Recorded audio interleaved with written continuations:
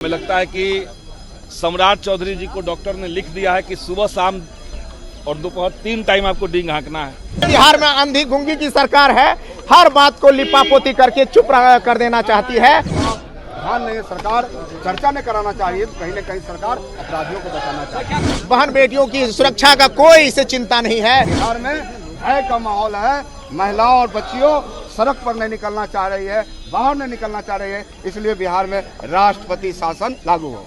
अपराधियों को हमेशा बचाने में लगी रही है और लिपापोती करके बचाना चाहती है, इसलिए हम लोग लगातार प्रदर्शन कर रहे हैं बहन बेटियों की सुरक्षा को लेकर के, मान मर्यादा को लेकर के। बिहार में अंधे गूंगे बहरे की सरकार है, ये आरोप विरोधी दल के तमाम नेता सत्ता पक्ष पे लगा रहे हैं। नमस्कार, मघी न्यूज़ देख रहे हैं आप, मैं संजना आपके साथ। बजट सत्र जारी है और ऐसे में सदन शुरू होने से पहले विधानसभा के परिसर में विपक्षी दल के तमाम नेता ये आरोप लगाते नजर आए सत्ता पक्ष पे। बिहार में सुशासन की सरकार है, ऐसा सत्ता पक्ष कहता है, लेकिन विपक्ष ने साफ तौर पे कहा कि बिहार में अंधे गूंगे बहरे की सरकार है। बिहार में बढ़ते अपराधों को, खास तौर पर लड़कियों को लेकर जो अपराध बढ़ रहे हैं उसको लेकर लगातार विरोधी दल हमलावर है और सदन के अंदर और सदन के बाहर लगातार सत्ता पक्ष से सवाल उठा रहा है कि अगर बिहार में सुशासन की सरकार है तो ये कैसी सुशासन है जिसमें न महिलाएं सुरक्षित है न कोई सुरक्षित है। ऐसे में क्या कुछ कहा है विरोधी दल के तमाम नेताओं ने, आप पहले उनका पूरा बयान सुनिए।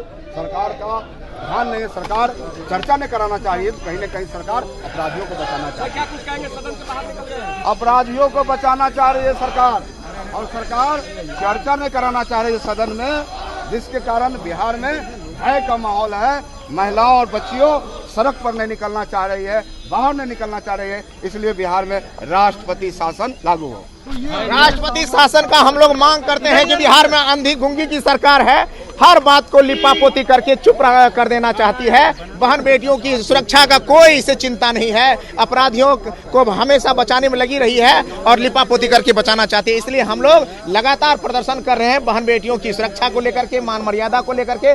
बलात्कारियों के विरुद्ध हम लोग हमेशा हल्ला बोल किए हैं और करते रहेंगे। राष्ट्रपति शासन हम लोग मांग करते हैं। विधायक जी, आप कल नीतीश कुमार को पगला बोल रहे थे, आप एनडीए के लोग कह रहे हैं आपको इलाज करवाने की जरूरत है। बिल्कुल, किसको इलाज की जरूरत है ये सब जानता है, सब जानता है। नहीं है, और सब लोग जानते हैं कि नीट छात्रा के मामले में उनके परिजनों का साफ साफ कहना है कि बिहार की सरकार उनके मामलों को दबाना चाहती है, डीजीपी तक दबाना चाहते हैं, और उनको इस सरकार से न्याय की उम्मीद नहीं है, इसलिए दिल्ली में जंतर मंतर पर जाकर के भी इसी सवाल पर धरना हो रहा है। दावे तो काफी बड़े बड़े हो रहे हैं कि 24 घंटे में अपराधी को पकड़ेंगे, ये करेंगे, इस तरह की। देखिए, दावे करना सरकार का काम है। हमें लगता है कि सम्राट चौधरी जी को डॉक्टर ने लिख दिया है कि सुबह शाम और दोपहर 3 टाइम आपको डींग हाँकना है।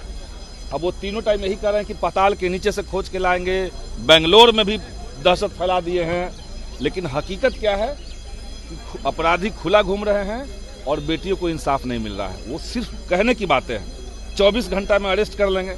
दरभंगा के मामले में उन्होंने कहा था 72 घंटा से ज़्यादा समय हो चुका है, कहाँ तक अभी तक किसी गिरफ्तारी हुई है? तो कोई कार्रवाई नहीं, कोई गिरफ्तारी नहीं।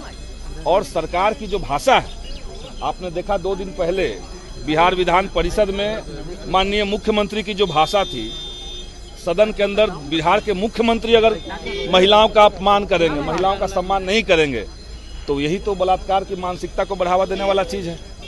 इसीलिए हम लोग चाहते हैं कि माननीय मुख्यमंत्री दोनों सदन से माफ़ी मांगे। जो बर्ताव उन्होंने विधान परिषद में नेता प्रतिपक्ष और बिहार की पहली महिला मुख्यमंत्री श्रीमती राबड़ी देवी जी के लिए किया है, उसके लिए माफ़ी मांगे, और साथ ही साथ पूरे बिहार के अंदर अलग अलग जिलों में प्रत्येक दिन जो घटनाएं हो रही है उसको लेकर के सरकार व्हाइट पेपर रिलीज करे, एक श्वेत पत्र जारी करे, और उसमें हर घटना का डिटेल हो कि कहाँ पे क्या कार्रवाई अब तक हुई है, और पूरे बिहार को कॉन्फिडेंस मिला। ये हम लोग सरकार का सवाल है कि मुस्लिम और यादव जो है वही अपराधी है, उसको टारगेट कर रही है यह सरकार। भाई वीरेंद्र ने कहा है कि मुस्लिम और यादव अपराधी को ही यह सरकार टारगेट करके गोली मार रही है। अब देखिए, टारगेट करना तो उनका काम है, लेकिन अपराधी को टारगेट किया जाए, क्राइम को कंट्रोल किया जाए, ये होना चाहिए। क्राइम कौन कर रहा है, कौन नहीं कर रहा है, ये इसका हम नहीं कर रहे हैं, लेकिन अगर अपराध हो रहा है उसको कंट्रोल होना चाहिए।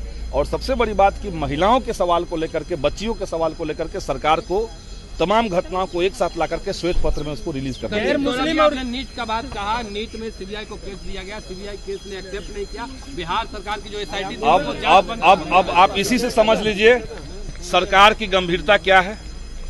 सरकार ने मामले को सीबीआई को हैंडओवर किया, सीबीआई ने अभी तक एक्सेप्ट नहीं किया और सरकार ने जांच छोड़ भी दिया। तो अभी तो किसी के पाले में नहीं है वो। तो ये सरकार नीट की छात्रा के मामले में शुरुआत से ही लापरवाह रही है। सब लोग जानते हैं कि घटना होने के एक सप्ताह बाद उस कमरे को सीज किया गया जहां पे वो घटना हुई थी। एक सप्ताह लग गया सरकार को, पुलिस को। तो ऐसी पुलिस को, ऐसे सरकार को डूब मरना चाहिए, हम लोग यही कहेंगे।